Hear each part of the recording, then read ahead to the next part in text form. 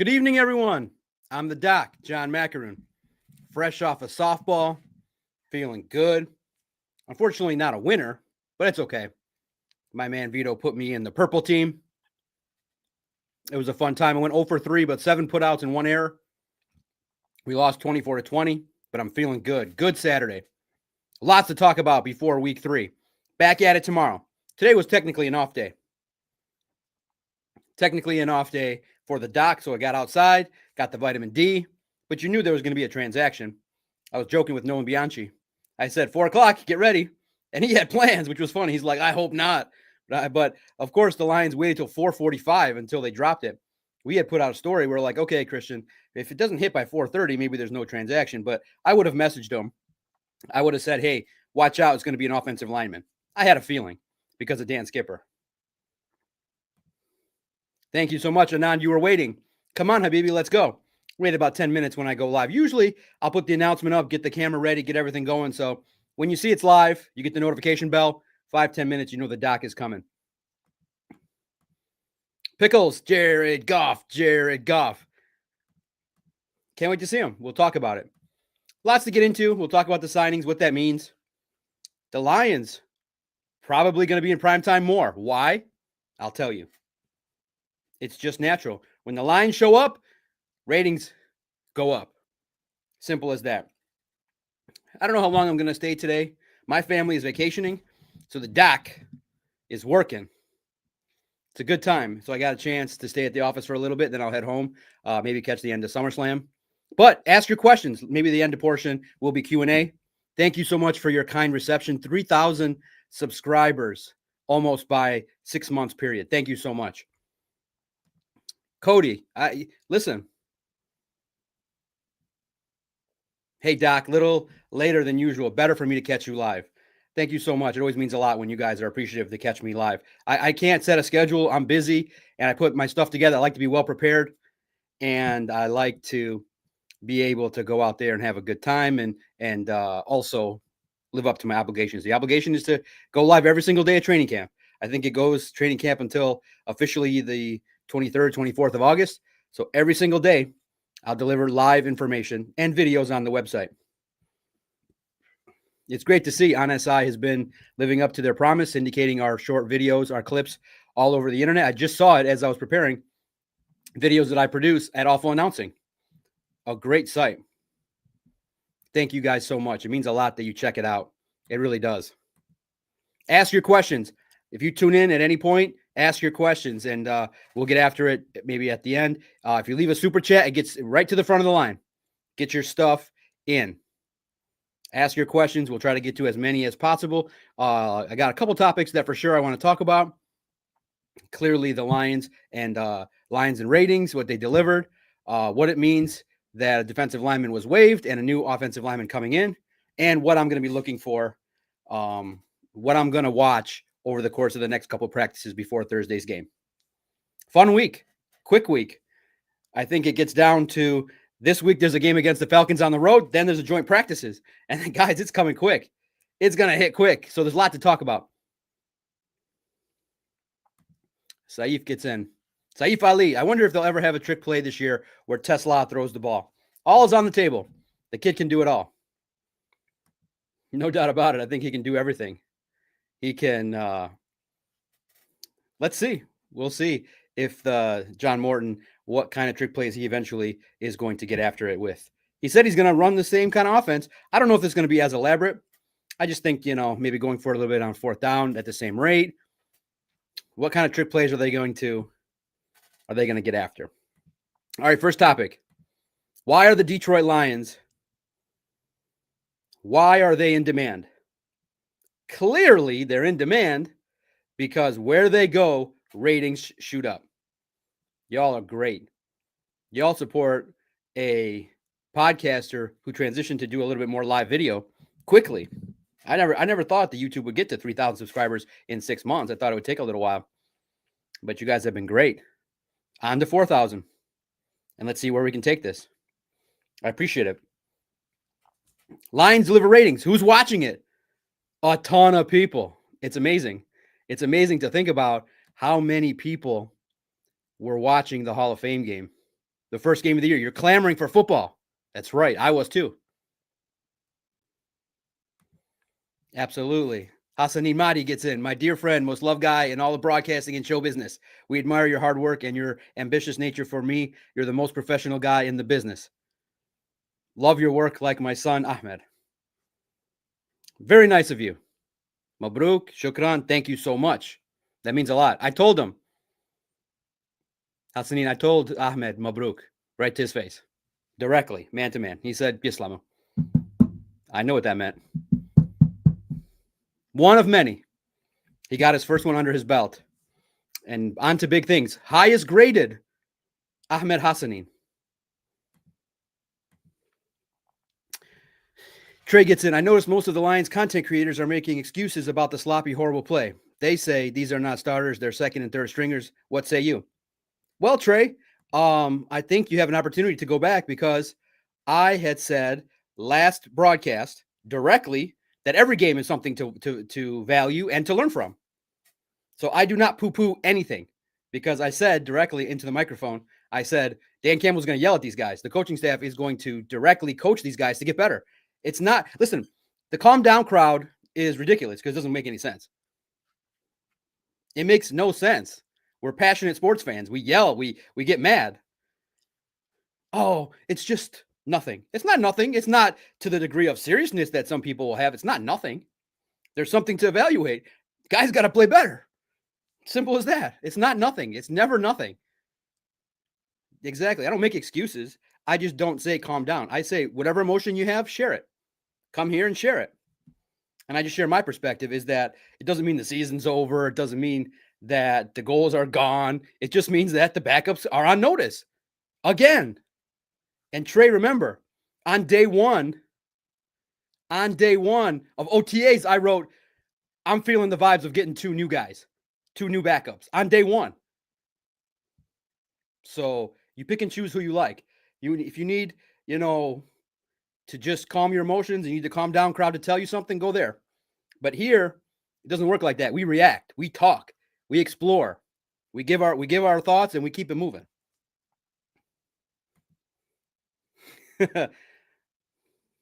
Thank you. You saw, huh? I'm 3-0 against Booner. It's crazy.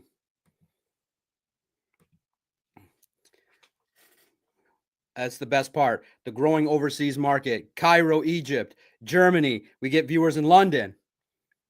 Overseas definitely checks in. God bless you. Thank you. Can't wait. Inshallah, we get to meet. It'll be great. Egyptians, Middle Easterns, Lebanese, we're like family. It'll be great. Funniest episode on Crunch Time ever. Thank you, Trey. For what Trey's talking about, I go on Crunch Time and me and Booner have a good time. Listen, I go on there and it's locker room talk. I make fun of him. He makes fun of me. That's what it's supposed to be about. They don't know what's going to come out of my mouth. And sometimes I don't even know. And we had a debate and I just told him to calm down. He was like, I expect you, Doc. Tell everybody to calm down. I'm like, no, I'm not telling you to calm down. Everybody can react how they're supposed to. And then if you want proof, I watched a Tigers game with them and cussing up a storm and being like, that's how I watch sports. The calm down. Listen, journalists are like that. Podcasters are not. And I choose to know where I'm at. I'm in the podcaster lane. Happily, and I love the journalists. They're wired a certain way. They may not know how to handle their reaction if they trip out like that. But I bring it all.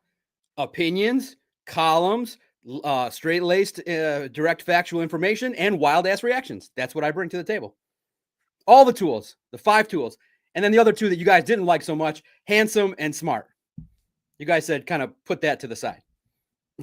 Oh, man, we'll have some fun today. Thank you, Trey. Thank you. It means a lot. That's why I give those guys an hour and a half.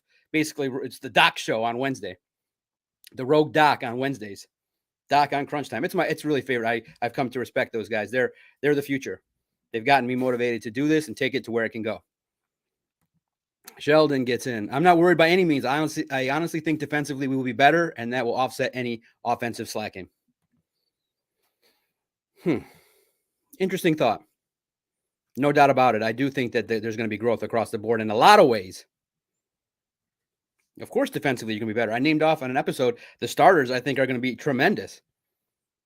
The starting defense is going to be tremendous. And yeah, but also to remember, it wasn't just half the guys, for those of you that were saying, hey, just poo-poo it. It wasn't, 80% of the guys are not going to be here. It's wrong. They started 59 to 60 players. The roster holds 53. So that means a good, if you do the math, a good 20, 25 guys you're going to need. 20 guys, rookies that you got to see play. A guy that unfortunately got cut. We'll talk about it. But why are the Lions in demand? The Detroit Lions delivered amazing ratings. Amazing viewership because of the fact that the Detroit Lions are popular. Dan Campbell is a great interview every single time he goes out there. You guys are passionate. You support all the blogs, all the content creators, all of the individuals that write and talk about the Detroit Lions and cover the Lions. You support. Otherwise, there wouldn't be more content creators, more sites, because you guys are rabid and amazing. You make me say, okay, I got to get out here and go live and record. Thursday's Hall of Fame game. Everybody waited, anticipated, and we're excited to see the Detroit Lions and the Chargers at 8 o'clock. And if it serves any notice as to what the fan base is going to be like, a lot of viewers. According to a Nielsen TV ratings reporter from Programming Insider, the game drew an average of 6.21 million viewers throughout the game. The highest viewership for the preseason opener since the 2021 edition of the game. Another win for the Lions over the Bears. The Bears were so bad, the heavens said stop and dropped weather on the game to not have to watch the nonsense that was the team led by Eberflus. The heavens opened up and said, stop, pause what we're doing because I'm about to ruin the game. And it ended. Biggest amount of viewership, and you know where it's coming from. It's not coming from LA. You know it's coming from Detroit and the passionate fan base. The heavens opened up and we're like, we don't want to see the Bears. Game over. Lions, 6.21 million viewers. It was awesome. It was great. Unfortunately, people saw that the Lions laid an egg and it was a dud. And I talked to people at the softball game. They were like, my God, fans were like, man, it was brutal to watch as a fan. But they were excited to talk to some people there and go to the Hall of Fame. Agent Cooper, the Doc Live on Saturday night. I'm here for it. Absolutely. It could be anytime. You just hit that notification bell. You'll get a notification that we're going live, and you can hop in, ask your questions, get your insider information. I'll be out there tomorrow. You guys hear first. You'll know it. 8 a.m. for Mr. Dan Campbell. Sunday. And he'll be out there, and it'll be a nice practice. It'll be a fun opportunity to get out there and handle business and to cover the team again, and a good week of practice coming up. Lions equal ratings. That's why they're in prime time. Sunday night games, Monday night games, back-to-back Thursday nights. Everybody wants a piece of the Detroit Lions, as they should. It's exciting.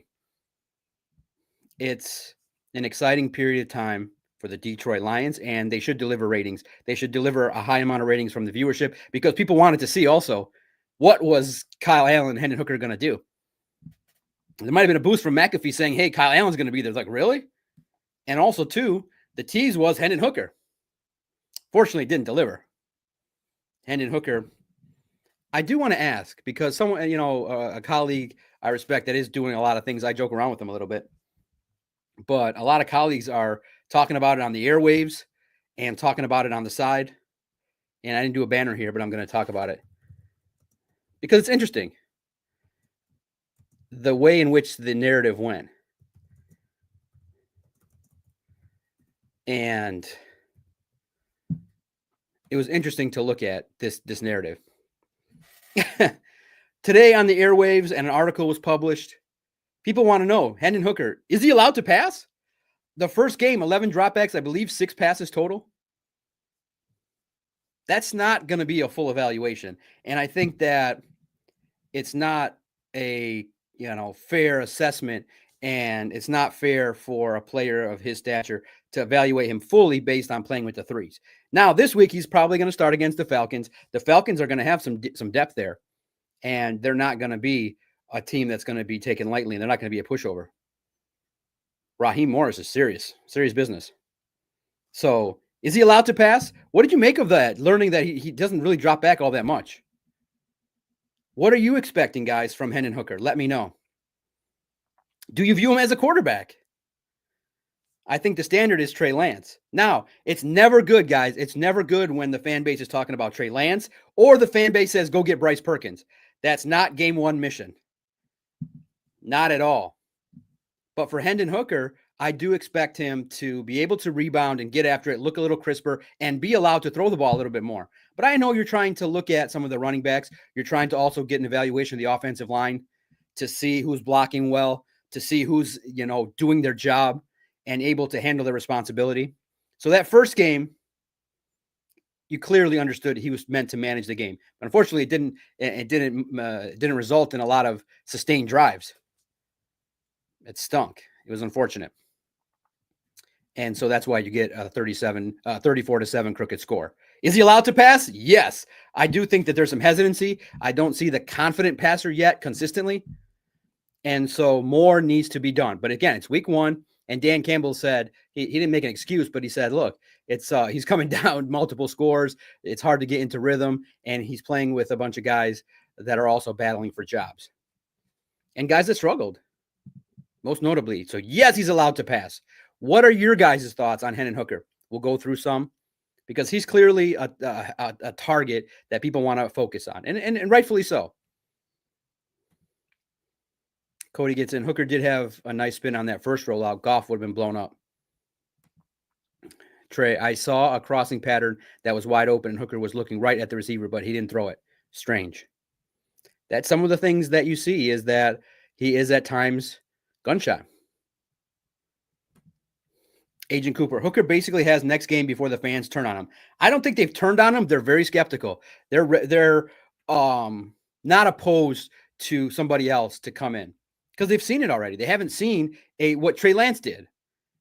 Now, he had a decent preseason last year, but nothing overwhelming that made you say, oh, he's the backup. That made you say, hey, that prevented someone like me from posting on X. Teddy's still on my brain. He's still on speed dial. Hendon Hooker's job is to make sure that nobody thinks about Teddy Bridgewater. But the whole fan base is thinking about Teddy Bridgewater after that performance. My goodness, it wasn't that great. But what do you guys think? What are you expecting this week from Hendon Hooker? What do you want to read in the reports when we go out there? That he's torching the twos? That he gets to play with the twos? Some opportunities? I mean, Kyle Allen got to spread the football to Tesla. I want to see Hendon get out there with betters. And also, too, I said, too, on interviews, I'd like to see Hendon with the ones. Let's see what he can do against Terry and Arnold. One series, just one series of 4 to 5 reps where, okay, boom, these are your 5 plays. Go after it. Get after it. Showcase something. Pat gets in. Thank you, Pat, for hopping in, commenting. It means a lot to me, guys. Interact. Get into the chat. Let's go. Hey, Doc, hit the like button. That's how we continue to spread and more people can interact and we can grow the community even bigger. It's your community. And when we hop on, you can chat, interact. We'll always keep it respectful and moderated. And it could run wild if you say something out of pocket. Pat Rothwell gets in. Hey, Doc, what was your biggest disappointment in Thursday's disaster? Great question. Well, simply put, they only scored 7 points. The offense didn't do squat. They moved the ball a little bit. They didn't score points. So it's disappointing that the offense looked out of rhythm, looked out of order, and clearly the biggest disappointment is they didn't score a lot of points. Not the loss. They didn't score points. And the Chargers' backups appear to be ready to go. Harbaugh had them ready. The Lions were sloppy. The second biggest disappointment is you can lose, but you were sloppy. First play of the game is a kickoff from Grant Stewart, who's trying to showcase, and some certain members of the media are like, yeah, Grant, we got to see it in practice. Let's see it in the game. Me personally, I think it's great that you're trying that out, but I'd rather see Khalif Raymond, or I'd rather see, people that have been established do the job, not someone learning on the job who fumbled it. And he actually said, I got to actually work with the running backs. I'm not exactly sure how to fall consistently. You better learn. Got to get after it. You can't put someone like that out there and not be proficient in all things. But he looked good in practice. Like he's getting after it. But he's got to showcase the full array of doing the job. So you're learning on the job. The sloppiness, the special teams that you're expected to see from the Lions was not there. I mean, that was one of the worst fair catch attempts I've ever seen. What was that? You can't catch the ball, move away, not go into it, not put your arm out and try to reach for the ball as it come tackle you. Yeah, it's hard to get momentum. I wrote that. That was basically the story of the game. Hard to get momentum with 5 turnovers as Trey gets in. It was disappointing. Great question. Grant Stewart, though, did make up for it, got the sack, got noticed. So Hendon Hooker, Kyle Allen got to get after it. All right.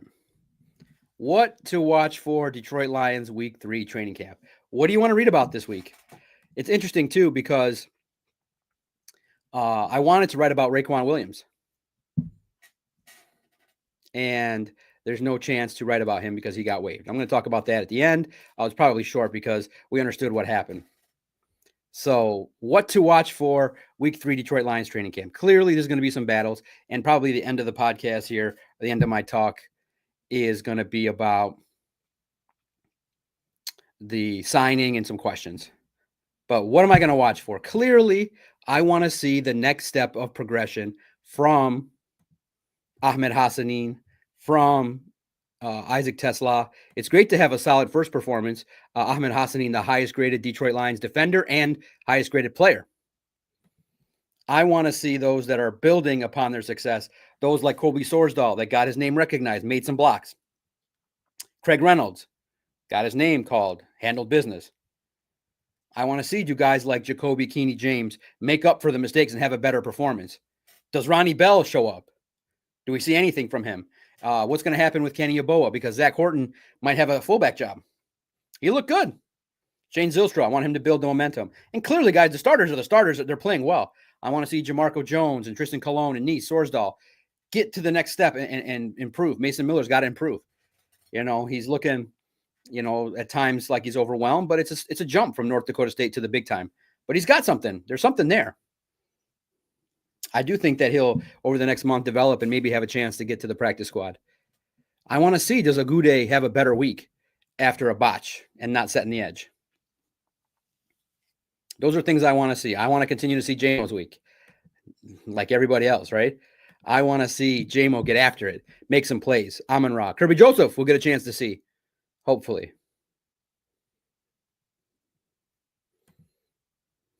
Pat. Yep, I was thinking the same thing. Why do you have a linebacker taking kickoff instead of a wide receiver, running back, or DB? Let's hope that stuff ends soon. Right. But in the end, this is the preseason. This is where you experiment. And he did look okay. He is a grinder. And so you reward someone that wants to try it. But he's got work to do. He's like, I got to get with the running backs to make sure I learn how to fall, the angles, because he put his arm out and extended it wrong, and boom, the ball came out. So fundamentally, there's some more work that he's got to do. So you're right, Pat. What the heck? That was my opening line. It was only the Lions would have a linebacker do it. But he is a gamer. Like, he'll put aside a mistake and get after it. He's a great at signing. He'll be somebody that quickly might have a chance to even get some reps at linebacker. Absolutely. Hassanin is promising. Imagine he and Davenport provide something this season. Anything better than last season is an improvement. Absolutely. Anything, that you can get. The Lions did get a lot of pressure last year from Levi Onwuzurike, from the interior. They got pressure. And then, unfortunately, Aleem McNeil got hurt. That injury was, the Aiden Hutchinson didn't derail the season. They were still winning. Aleem McNeil, once he went down, that was the sign, I think, many people, myself included, said, it's just hard to put them in the category of a Super Bowl contender. You don't lose Aleem McNeil, Aiden Hutchinson, and then end up winning. What are you guys watching for? Whose names are you paying attention to? Who do you want to see shine? Kirby Joseph, Brian Branch, I think, are manning the secondary in an amazing way that you can be proud of. And so it's great because you got a lot of tape now on some of the depth guys. And so the question mark lies to ask is, where's their good depth? Unfortunately, the linebackers got to showcase a little bit more. The film review that I watched, guys, if you have the all-22, take advantage. It's great. You do get added perspective. But, man, it was tough on the linebackers. They looked like they were just – the biggest takeaway from the film review was the linebackers looked like they were a little bit overwhelmed. They were slower. I was a little bit surprised that the linebackers did not look good on tape. All of them. Trevor Nowaski had an issue, looked a little bit slow in recognizing where to go. I just thought that was a little bit surprising because they were better in practice than they showcased. Turner, Trevor Nowaski, Anthony Pittman. Now, they did make some plays. It wasn't a total disaster. But I think overall, based on the capabilities that they have, the play out on the field was not up to snuff, in my opinion, from the linebacker spot. A little bit of chaos on defense. You saw the Chargers offense move up and down the field, extend drives, get into the end zone. So that's going to be interesting. Now, the competition has now heated up, and Kennelly took a step forward over the others. Strickland did not have a good game at all. So Kennelly up, and Lauren Strickland stock down. But another week, another chance to get after it, right?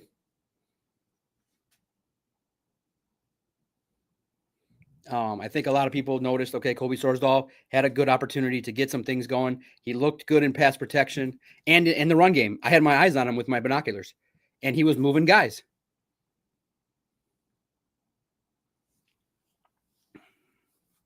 With the second and third team. Unfortunately, Sorsdahl's got a hill to climb because others that I've listed in the past that I think have a spot over him. Kingsley Egwakun, I think, would like to have a better performance next time. And I think he will. So we'll see. We'll see the opportunity to get after it. The tight ends, I'm impressed with. I think the tight ends have an opportunity to get after it on this team. Shane Zylstra is making plays, is around the football, blocks well. Zach Horton, I think, had a nice effort in his blocking attempt. For the running backs there. So the depth battles will continue. I want to see, does Aiden continue to shine? What's the offense? I think first and foremost, the offense needs a better week.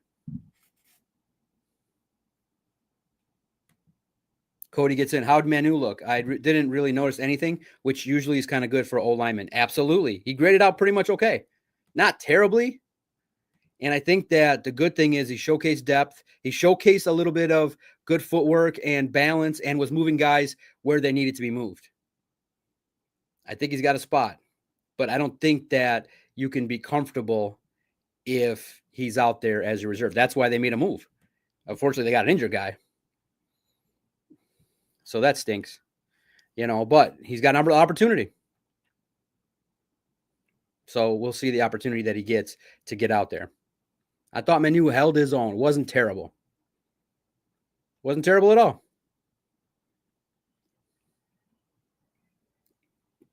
I do think Cologne is a nice option as a backup. It's looking good.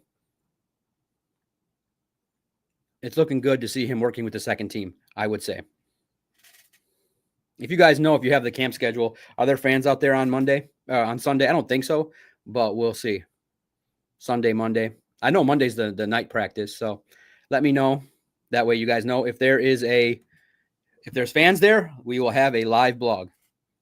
So let me know August 3rd, is there fans allowed out there on Sunday morning? And the 4th. I believe the 4th probably will. But I don't have the camp schedule right in front of me.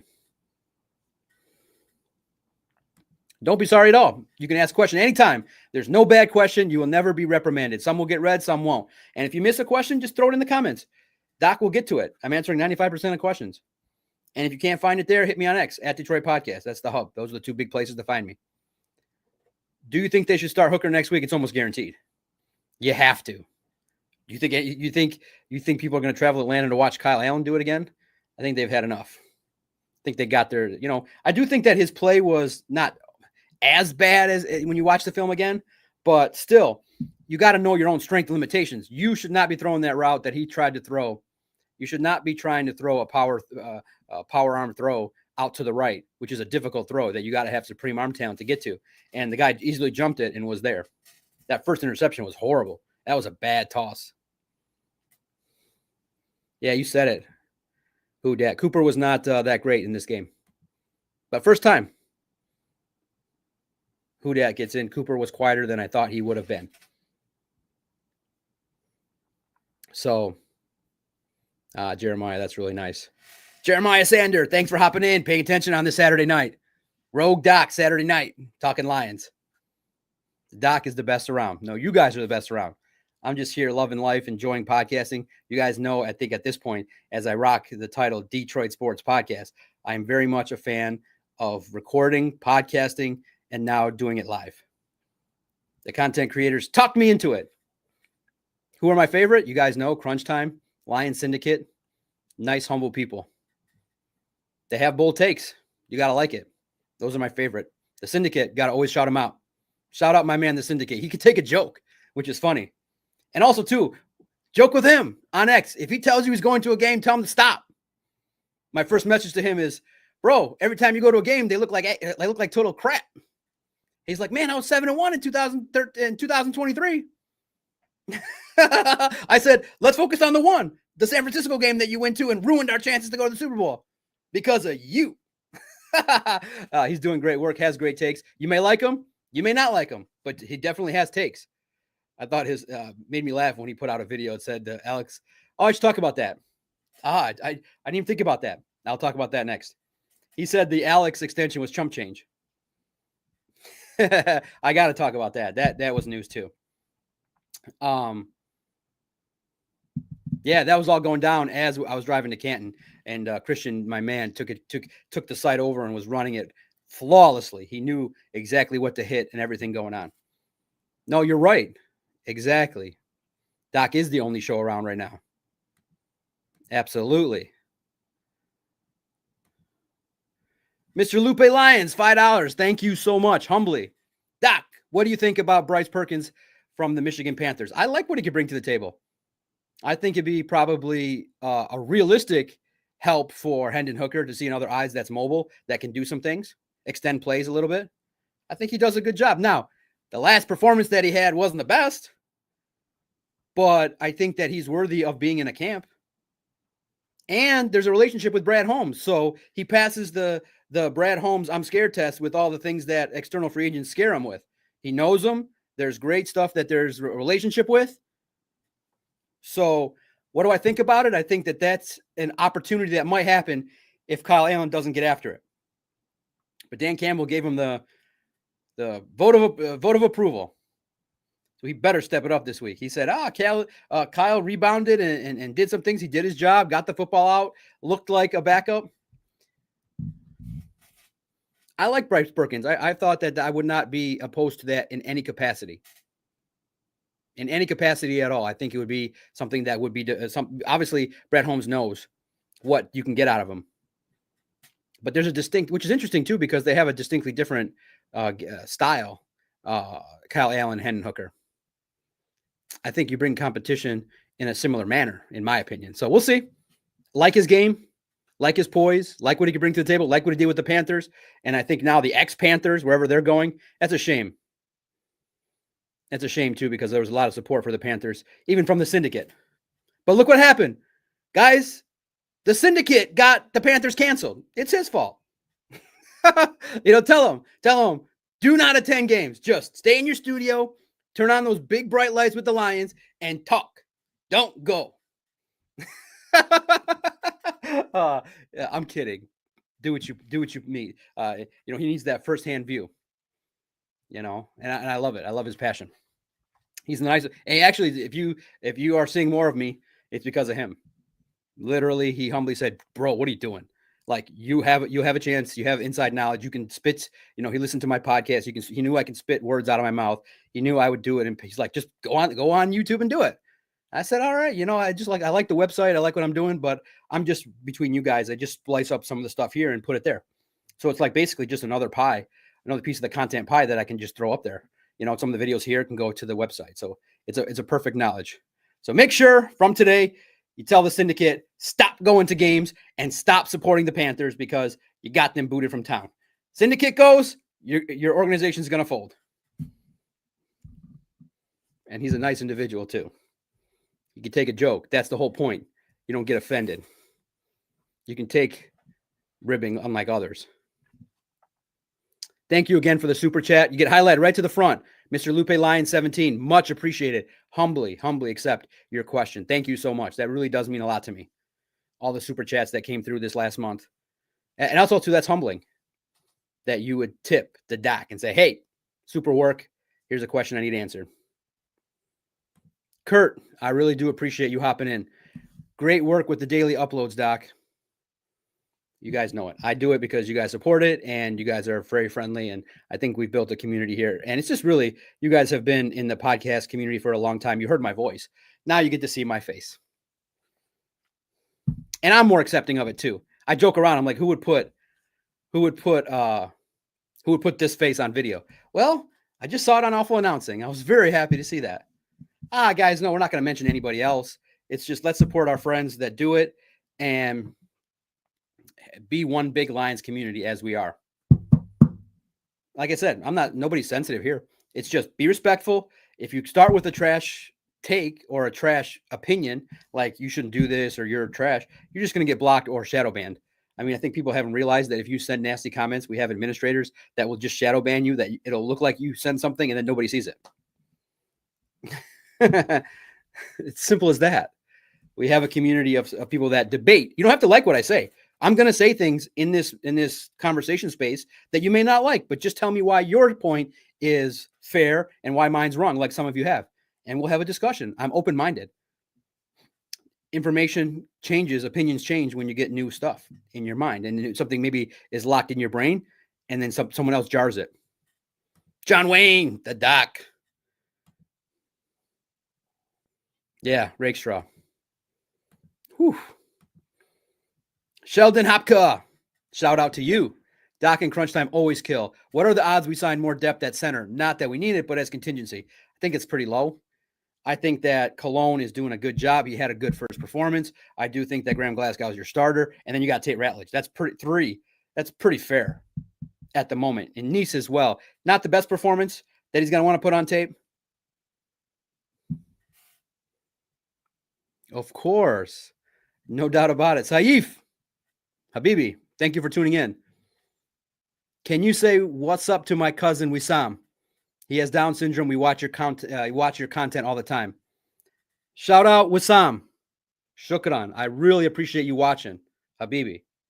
It means a lot to me. Wissam, thank you for supporting John Macaroon, Detroit Sports Podcast. Yeah, Habibi. I love it. It means a lot. Shukran. Min kin Elbi. My whole heart. Thank you. Saif, anytime. We're all big community. Metro Detroit, Middle Eastern community, best around. Nothing better. Wissam, thank you so much for watching. Cousins, nothing better. Nothing better than sitting around with the hookah, double apple, Irish peach mint. Man, sounds good, right? After this, sit outside, hookah and some ara. Man, that sounds good. Irish peach mint, double apple, orange head. Man, nothing better. A little bit of Arabic music, a little bit of SummerSlam, a little bit of chilling, movies. It'll be a fun time. You got that in your video. What's up, cousin? What's up, cousin Wissam? Welcome to the family. I want to hear from you, Saif. Get in the comments. Get in these comments after the video. Let's go. Lions, all the time. We're here every day.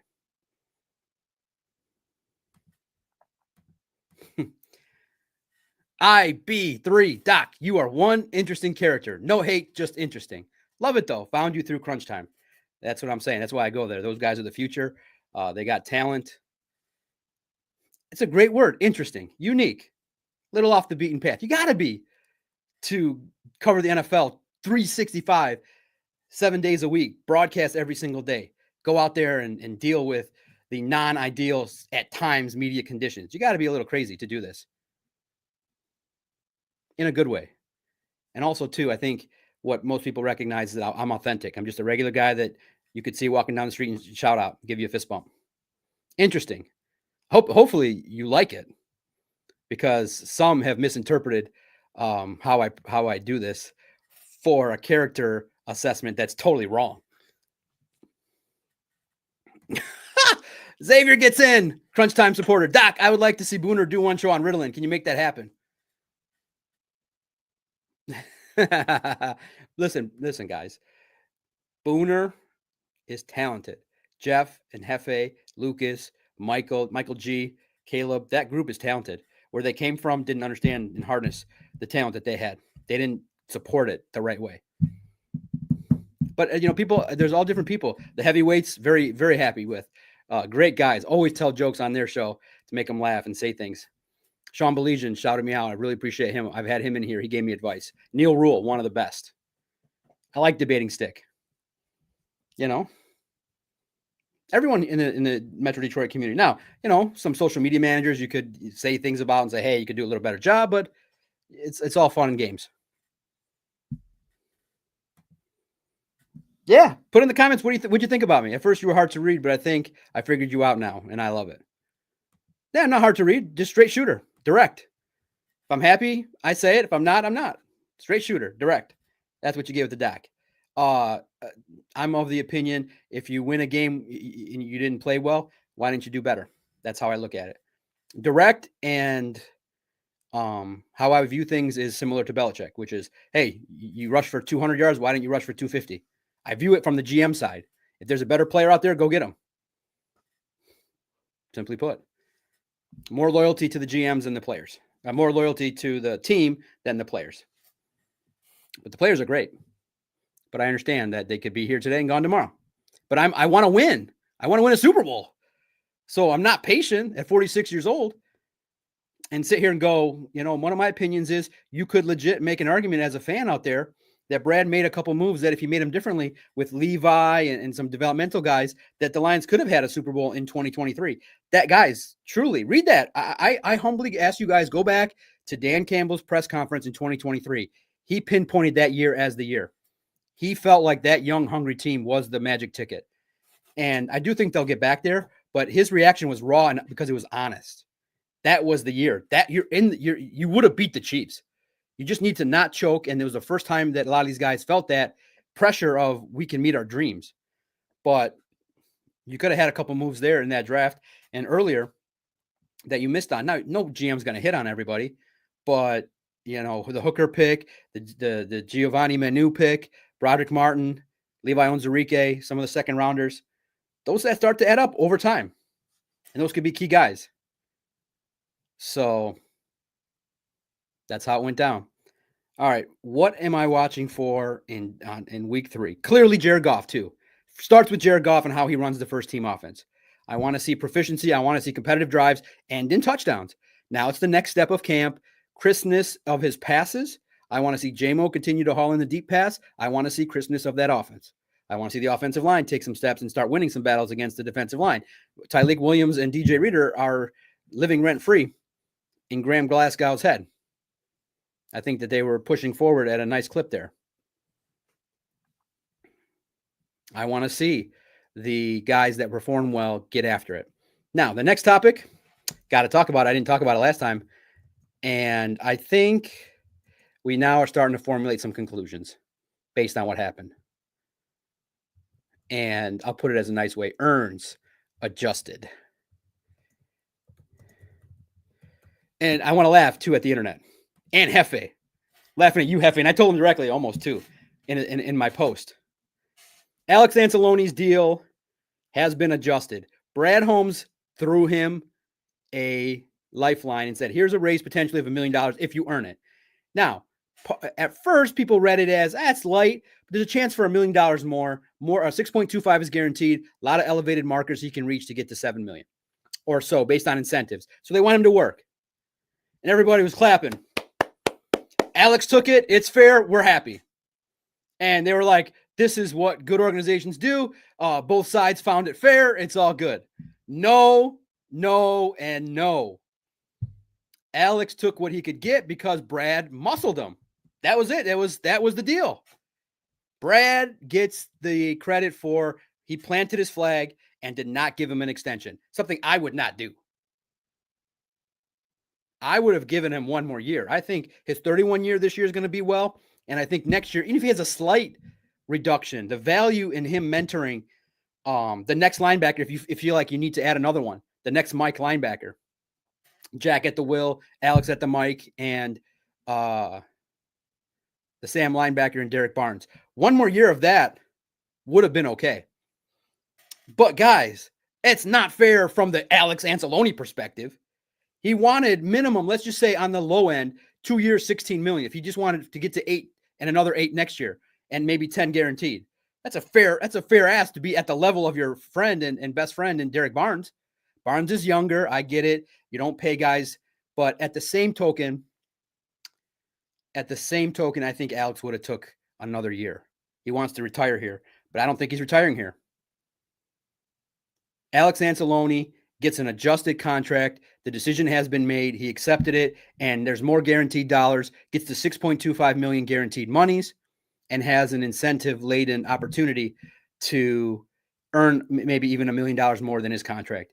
But based on the contract terms from what you guys are reading, this looks like the final year that Alex Anzalone is going to play for the Detroit Lions. But from Alex's perspective, there's motivation that, okay, I think over the year you can start to accept the finality that this is probably your last year. Your last year, you pass it off to Jack. You hold your head up high. Detroit respects you. I respect you for the work that you did. I tried to say, hey, publicly, you deserve the other year, but it wasn't never going to be 3 years, $45 million like his contemporaries. It was never going to be the Fred Warners of the world.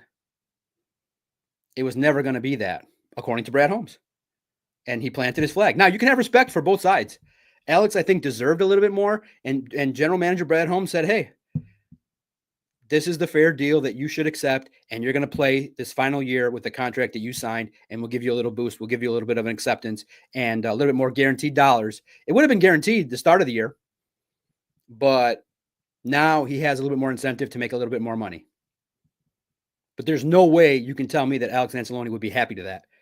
He would not tell you man to man that he's happy with that when there's so much more money on the table he could have earned. So it's not fair to him. From the fairness scale, it's heavily favored to Brad Holmes. And that's what happened. 1 year deal, fully guaranteed, 6.25 incentives to get to more. That's the contract for Alex Anzalone. When you look at what he could ask for, that's not exactly what Anzo's team would have said. What do you guys think?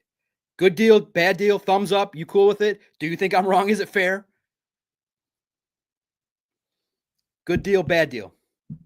I think it's great for the Lions. And Brad Holmes is making the tough decisions. You got to have respect for it. It's business. It's not personal. No, Cartier. Enzo's not going to the bench? No. Who dat says both sides handled it badly. Cartier says, I am worried it might be the opposite. Enzo might be extra cautious this season so he doesn't get injured before free agency. No, because this linebacker, you can't play that way. That's when you get hurt. You can't play that way. It's balls to the wall. You accept it. You understand it. If you see it on film, hit me up. I would never say that about Enzo. Hard worker.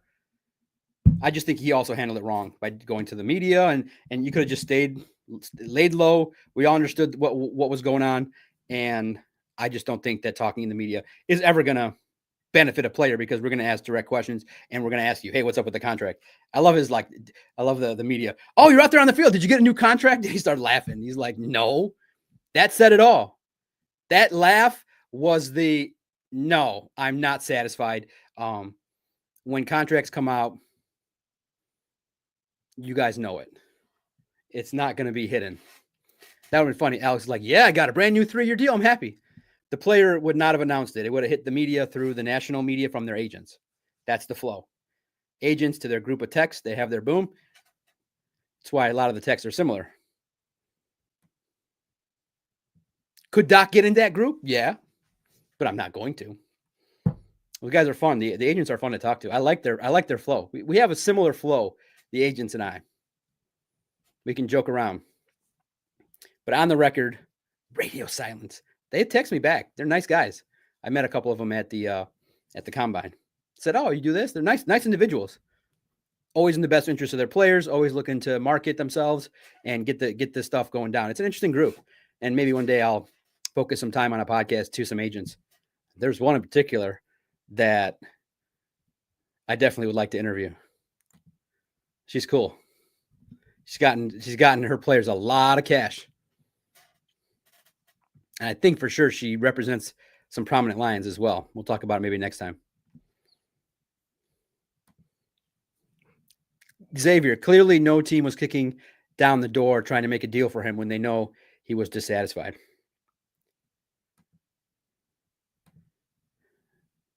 Trey agrees. I agree with you, Doc. 2 years, $16 million with incentives to reach it, unless there's some reason Brad wants it to end this year. Yeah. He's 31 years old. You have somebody else in the waiting in Jack Campbell, and you probably can draft someone younger and cheaper. JMO needs cash. Branch needs cash. So when you can't pay everybody, I just didn't think the everybody that might be in that category was Anso. I think he earned another year, and I think we'll see. I would say 5% he's back, but he could have another great year. But I do think maybe there's going to be a money sign coming from Anso. He's got to market himself this year, and I think he might.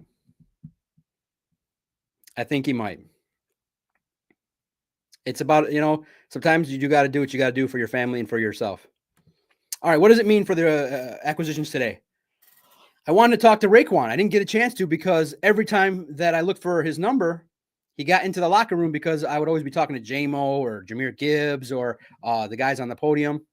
And you just are walking around and then you look and the defensive linemen go in through the side. I didn't get to tell Raekwon how much grit he's got and how much I appreciate his story. He's had a tough road. Read his story. Man, his story was worth writing. And he's a Spartan dog. 2 Spartan dogs would have celebrated. 2 Spartan dogs missed the chance to celebrate. But he gets waived, and in lieu, they sign offensive lineman Justin Herron, who's been, I think, with the Raiders and the Saints, I believe. And unfortunately, Herron's been dealing with stuff. So is he a Brad Holmes guy? He's dealt with injuries. He's a Brad Holmes guy. But I think he's got some opportunity to grow and be a guy that Hank Fraley likes and respects. I see it. There's some opportunities there. Guys that are, have a chance to get after it. Justin Herron played collegiately at Wake Forest, selected by the New England Patriots in the 6th round of the 2020 draft. I think he's got a chance to be somebody at 29 years old to have a chance to earn a spot as a rotational depth piece. We're going to find out more about Dan Skipper tomorrow, but he was in a boot. Likely the signing of another offensive lineman likely indicates some time away for Skipper. Low ankle sprain, maybe a week. You need a body. I'm speculating. There's nothing official on Skipper, but he was in a boot, and he said that he avoided the severe high ankle sprain. He said low sprain, which is directly much more favorable for someone, but maybe there's going to be some time away. We'll find out. We'll find out officially Sunday morning. So as of now, it's an ankle injury for Dan Skipper, which probably when you sign an offensive lineman, it's not a stretch to say, okay, this is somebody that potentially is going to get in the rotation pretty quickly. So we'll see. We'll see what happens with Skipper. It might be a day, it might be longer, it might be out there tomorrow. We'll find out. Oh, straight from the go. I think you got unpopular take. Comments, let him know if his take is wrong. Detroit Lions going 6-10. I think you can win a lot of your home games. You win 7-8 home games, all of them maybe, and you just go 3-5 on the road. You get 11 wins. The home schedule is pretty straightforward. It's a nice spot. Cartier with a great question. I've always of the opinion in my commentary about it. Cartier gets in. Do you think Lions bring in another QB? I think Hooker has never really gotten a fair shot. I think that if the Browns and their 5 quarterbacks, now it's going to be interesting to see what happens with Shedeur Sanders in his shoulder. But if the Browns let go of one of their talented quarterbacks, I think the guys battling there, the veteran, if one of those guys gets cut, you look to the Browns. There's a plethora of quarterbacks in that battle. Get after it. I would be surprised if I would be surprised if Kyle Allen wins the job. I think Hooker will do just enough, and they'll say just enough to get the opportunity when he gets a chance to work with the twos. He's got to be better than this. I think Trey's a little high too. I think around, and there's 17 games now, I think around 11-6 12-5. We'll get after it with that. So what does it mean? It means that, okay, Wakeron Williams' time is done. They didn't see any future potential with him, and there's opportunities now for someone new. It's a big battle at offensive line. Always a battle. All right, get your last questions in for the last 5 minutes. Could be about anything. Detroit sports, myself, this job. I'll stay for another 5 minutes, and then I'm heading home. Call it a night before another work day tomorrow here in the Sterling Heights Quality Studios. 12 wins still for Trey. Hold your fire. Good, as you should. You don't have to agree with me. I like you more if you do, but homers are great. We welcome homers. We welcome the calm down crowd. All are welcome here at this party. But I'm going to tell you, certain personalities in sports, I just don't like. Respectfully, the calm down crowd's weird. It's sports. Sports generates emotion. Emotion is fun. That's why we talk about it. That's why I'm here. That's why we fly off the handle. That's why we go, man. That's why we get mad. It's entertaining. It's fun. The let's wait till tomorrow crowd. Man, that's boring. That puts you to sleep. Let's just say everything is slanted positive all the time. Okay. Congratulations. You've sold your fans BS then. They haven't won a Super Bowl. What would make you happy? What would make you prideful? Being a team with 0 Super Bowls. You got pride in that? You got a 0 next to your name. 0. You got pride in that? I got no pride in that. I'm pissed. We want 3. We want to see the celebrations. You got pride in that? I take pride in getting our ass beat every year and not finishing the year with the Super Bowl. No, the real fans of Detroit get pissed and go, what are you doing to make this team better? Go get the best players. Take a chance. I feel like the fan base would respect Brad more if he would have got Trey Hendrickson and paid him and said, Aiden, take one for the team. You're a hometown guy. Don't you want to win? But the externals are scaring Scott Harris. They get their panties in a bunch when they look at external and risks. Instead, the safe guys, the risky guys, the projects. the general managers here, the Tigers and the Lions, they like them low risky guys and high upside. I like high upside and high salary. Because if they want a high salary, there's a chance they're a good player. High demand. So I don't take pride in 0 Super Bowl appearances. I never will. I'm mad. I'm not happy. I'm not kissing the feet of Jared Goff. His last performance was not good. So he's got to do better. Simple as that. The Lions have 0 Super Bowl appearances. I am pissed about that. Should have been one by now. You couldn't figure it out in the history of your organization. You're getting closer. The puzzle looks closer with these guys. What sembles a football organization is now here. But I would sit in a room with some people and say, maybe Brad owes us one still.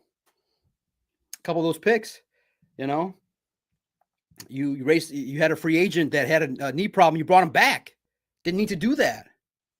So they didn't get the ring yet. So there's no pride yet. Pride comes when you win the ring. There's no pride yet. There's acceptance. There's approval. You didn't win a ring yet. You didn't win. You haven't gotten there yet. You haven't stepped to the mountaintop with the big boys. So get there. Like I said, the biggest mistake I thought Brad made was thumping his chest after getting a choking after the look at us. We drafted well and got to the NFC Championship game. But Brad, you guys lost the game. You lost the game. So that's my attitude with it, is that I'm more demanding. I'm not happy. I feel owed from 25 years, from this century. And then we can even talk in the 80s. I was, to share a story here, story time. And I think that's what was the addicting nature. I was there in the Silverdome. Me and my buddy would go once a year. We saw the fights. It was a crazy show there for an impressionable kid. I loved the long walk from the Silverdome all the way across the bridge to where we parked. I loved the dankiness of the place. It drew me in. We went to that darn Chicago game, and we were like, all right, just one win to get us in. One win. That's all you need. Ettinger, man, had to do it to us. Standing right there at the 40-yard line, or at the club seats, 40-yard line. He would get one nice set of seats a year. Man, that was brutal. It was like slow motion. Kicked into the field goal. And it was good. Set forth the path for Matt Millen. Gary Moeller gets blown out. And I'm like, this is some kind of craziness. And I'll never forget the fans. I hate the Lions. This will never happen. And then the next year, back at it with my buddy. We going back? Yeah, absolutely. So that was the hook that got me. Are they going to get there? And then the craziness, the injection further was the Millen era. I literally sat there as a season ticket holder like, these fan base are wearing Bengals jerseys. They're chanting, they're cheering for the other team at this very moment in Ford Field. I sat there and watched the Lions tie the game against the Vikings, and snap, hold, kick, game's tied. And it was botched. Oh, those were the things that kept me hooked. And then I'm like, all right, let's talk about it. And then my favorite coach really was Jim Caldwell, because I think he had the X's and O's. He just needed a game manager on the sidelines. He had it, and the Lions didn't support him right. They didn't get the last piece. They made the ultimate botch with Eric Ebron. And that was just like Jim Caldwell just acting like the Lions were something and still not being able to run the game right. Knowing the timeout situation, understanding the rules, understanding when to fight for the team, letting the officials botch everything. So the Jim Caldwell era was, in essence, what was correct with what Bob Quinn said. There was a ceiling. You probably will get to the playoffs, maybe not get a win. So that's how I continued to grind. And now they're getting closer. So now I'm hooked a little more. The Matt Patricia era just upset everybody. It was like, I don't want to cover sports covering this guy. This guy's a buffoon. This guy's just pretending like his stuff don't stink. And this is Detroit. In my mind, I thought I was wrong because I was sitting in that room with a bunch of professionals, and this guy with the word salad in my brain, I never said anything. For a year or two, I never talked to Matt Patricia because he just produced so many silly answers that I didn't want to transcribe. And I said, in my heart, I said, this town's going to eat that man alive. He sucks at his job. What are we doing here? And so that's what I was sitting going, oh, this is going to end bad. Not prideful with that. This is going to end rough. And then the 2020 year was horrible. And I started asking him those direct questions. I asked him after a game, do you think your job's in jeopardy? And I asked somebody, it's like, that's maybe not the right time. But I was like, hey, it was starting to go down that road. So that was horrible. So I was like, do I want to cover this? Like, what made me fight to cover this? Like, this sucks. This is no fun. This sucks. But you got to be in the room and see the chaos. So that was kept privately. And then with Dan Campbell, he was open, I'm open. So we have the same kind of vibe. He says what's on his mind. I say what's on my mind. I ask whatever I need to ask. And I got the confidence from just building up kind of a bank of things I would ask Matt Patricia. Matt Patricia would have yelled at me probably. He would have just been saying things to me, being like, okay. Decorum. Decorum. That's right. That's funny. Decorum. Can we get some decorum, please? This is Jim Caldwell, Dungeon of Doom. He would have been like, you have no right to ask these questions. He would have been like, all you write about is negative stuff. Be like, Mr. Jim, this team has never won anything. Mr. Jim, that Seattle game was atrocious. Mr. Jim, the college team I watched could probably run a better offense than you did against Seattle. Mr. Jim, I don't like this. I don't like the pass back and forth kind of thing. So that's where it was. And that's how I got here. And now it's just free for all because I'm confident to ask what I want to ask. I know what the fans are liking. You guys are receiving the content well. So far, so good. No one's attacked me in the comments at the lines what the questions I ask.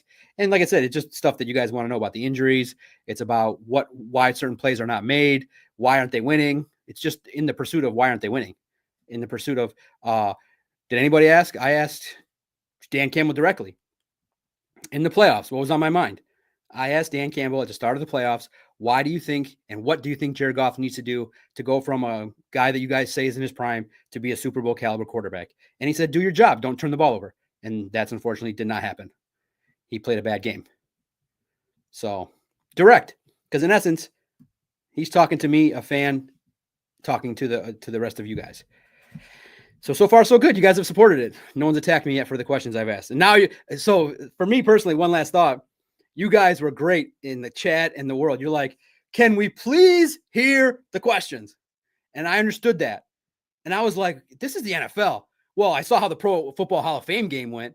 This is the NFL. You guys can't figure out the audio? Some average hack figured out audio like myself. You guys can't. But my real feeling was, well, if you can't hear it, you're not going to know who to assign the thing to. I mean, you guys could tell if he looks down to the left that he's me. It's me. But I was kind of liking it because I could hide in anonymity and it'd just be like, Dan, what do you think about Jahmyr Gibbs and should you get 2 running backs? And you couldn't really hear it. And then he'd be like, well, with Jahmyr Gibbs and 2 running backs, we'll let you see. Maybe we'll run all 3. Maybe we'll da-da-da. And nobody heard it. Now you hear my voice loud and clear. So you know it's the doc.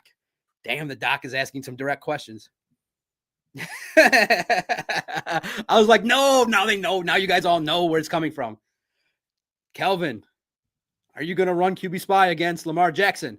Absolutely not. Do you? I'd be like, Doc, tried it.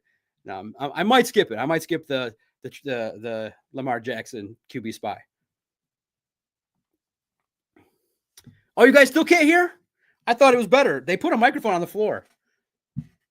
Are you guys reporting you still can't hear? I can't lie. I'm putting that out there. I don't want you to hear that it's from me. Because a lot of those direct questions that get punted on are from me. Dan, we ain't winning. Dan, you're being aggressive. Dan, why aren't you using your field goal kicker? But no, Dan, I think, and I asked Dan one time, like, sometimes you got to go a little entertaining. I said, hey, your team your players want to know when you're working out. And he's like, you guys are talking about that? Yeah, they're on every podcast. All your players go on every podcast and they're like, we don't know when Dan works out. So I said, Dan, when do you work out? He's like, you guys are talking about that?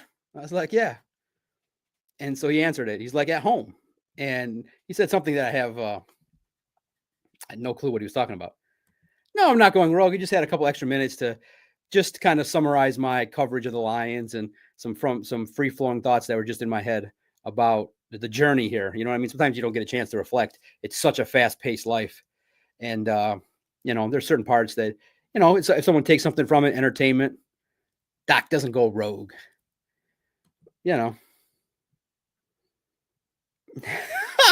I think I've become identifiable. I can always hear your voice, Doc. Lebanese guy with a Michigan accent.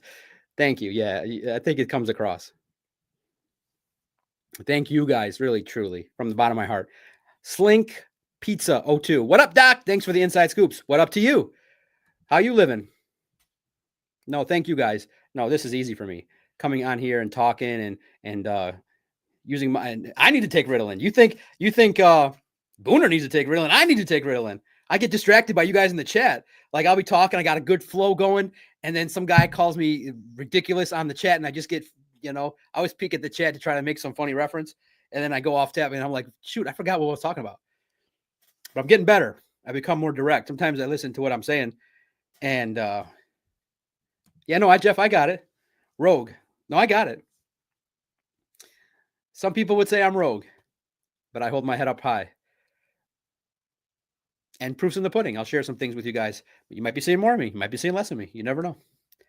But the proof's in the pudding, I can share a little bit. I've been taking some meetings. A lot of people are interested in the digital world, the success of the digital world. And it's pretty obvious the doc's face is everywhere and my stuff is everywhere. So it's pretty clear the doc has some success digitally and people want to know about it. So I have no problem sharing it. What is that going to produce? You never know. Could be more of me, could be less of me. You never know. But the blessing is that people have acknowledged, wow, okay, you kicked the door down. You said you're going to be a virus. You are a virus. Now you're on the YouTube virus. So it's fun. Yes, exactly, Slink Pizza. The hardcore fans appreciate the daily grind because we're always hungry for Lions content. And that's what I felt. I felt there was a need that's, hey, there's a connection to a guy that is really close to you guys, as close to you than a true hardcore journalist out there. And so to be able to come out here and talk and be lighthearted and have some fun, infotainment, fly off the handle with a little bit of mix of your guys' interaction has made it fun for me. Because like you said, I was a lab guy. I just wanted to sit in the lab, edit, talk, and keep it moving. This has been fun. I like the interaction with some of you guys, the dailies. And like I said, the family of some of the players are really cool. They messaged me on the side. Keep it going, Doc. Keep it going. Hey, watch what you're saying about this and this and this. You guys, There's a lot of support for what I'm doing. I'm very happy, as opposed to it's like 99% positive, and then there's always the 1% people that are deranged that don't understand.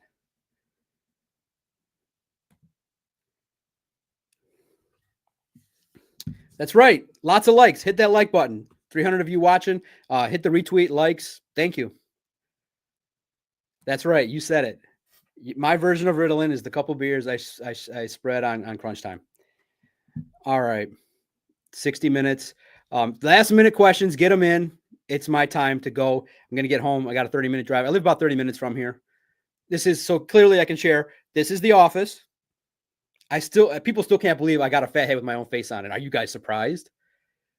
It was what? Like, I think I got a coupon and it ended up being like $15. Got it in a week. The younger version of me. Smash that like button. Thank you. I'm not gonna lie. I kind of like it. I like this studio office. The other one's more my flow of books and flow. So I got two different spots. One where I can have some guests and one where I can be serious and put the stuff out that the corporates like. My wife asked me about him. Do you think Stewart's hair is too long? No, it's unique. My wife's like, who's the guy with the long hair? I said, Anso? No, the other guy, the shorter guy. I said, that's Stewart. Oh man, that really, in the end, I don't know how I can repay that, Trey. That's really nice. I started catching crunch time every Wednesday because of Doc. Good night, crew, to those hopping off. And so, yeah, I always wanted to be someone's weekly guest, and I had an opportunity for a couple. I always felt like I had something to offer somebody, and to be able to help those guys, a little bit of advice on the side.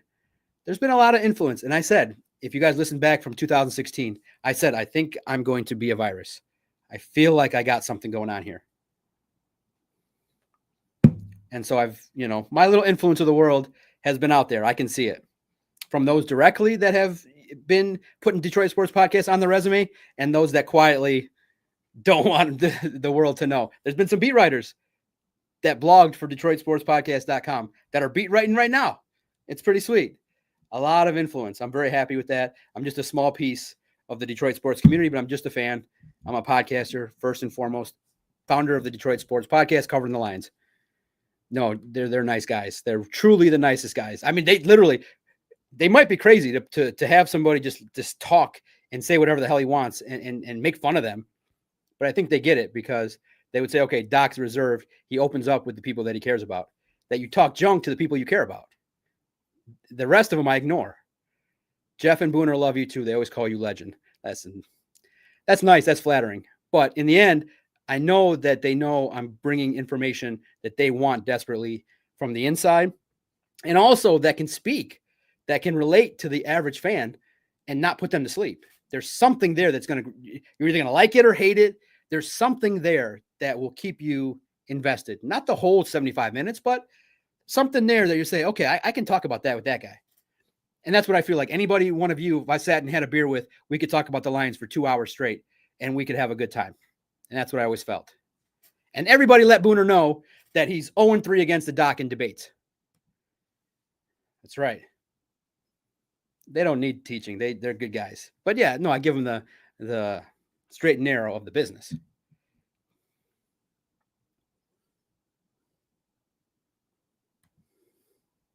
Mike Reed. Hey, Doc, I've been trying to get on Crunch Time. I think Jeff and Booner, I'm joking about it, but I'm not. I want to be on the podcast.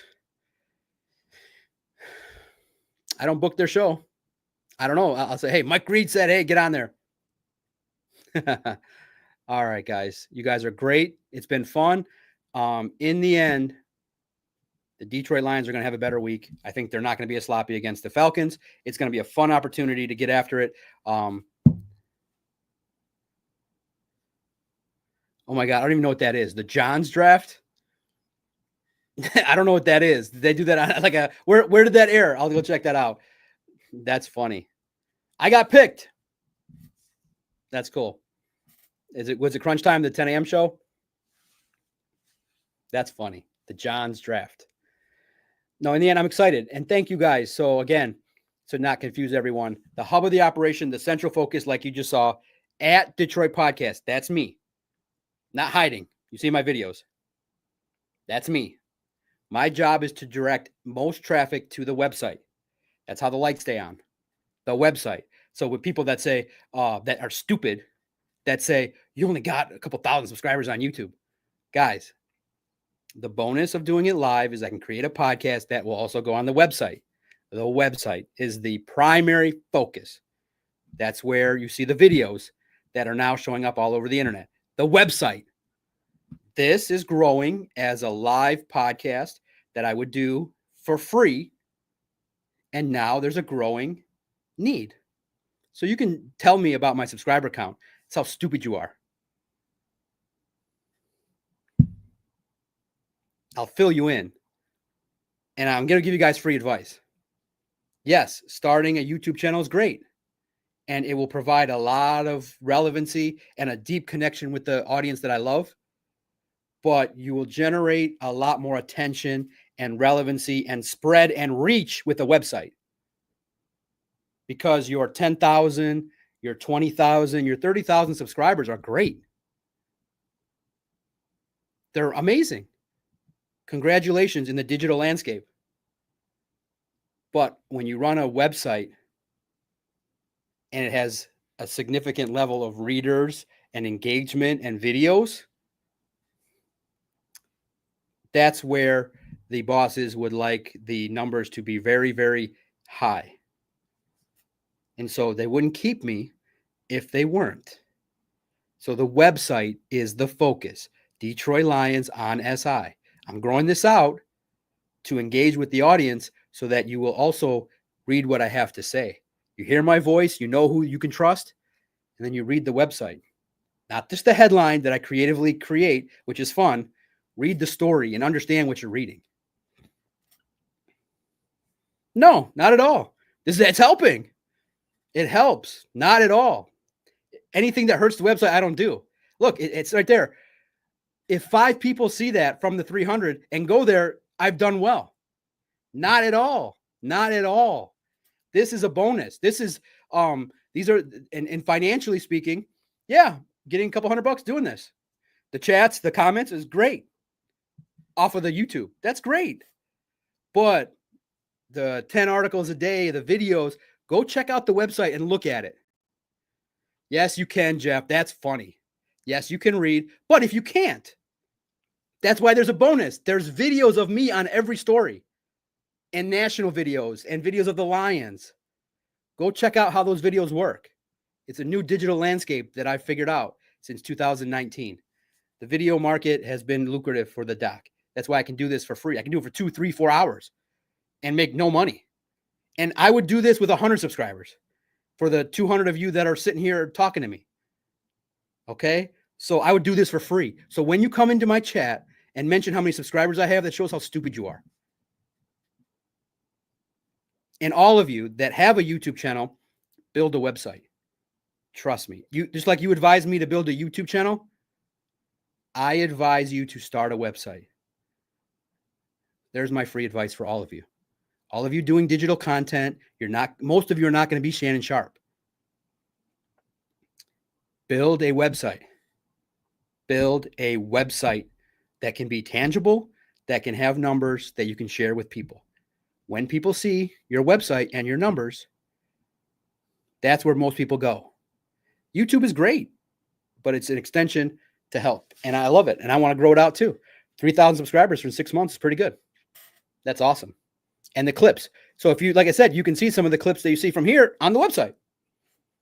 So go check it out. And thank you humbly for this, for the love that you've shown to the Lions on SI website and me, because in essence, it's me, Christian, and Vito creating content every day. And then here I'm just delivering it via my words, because this is my love. This is what I truly love to do, is to podcast.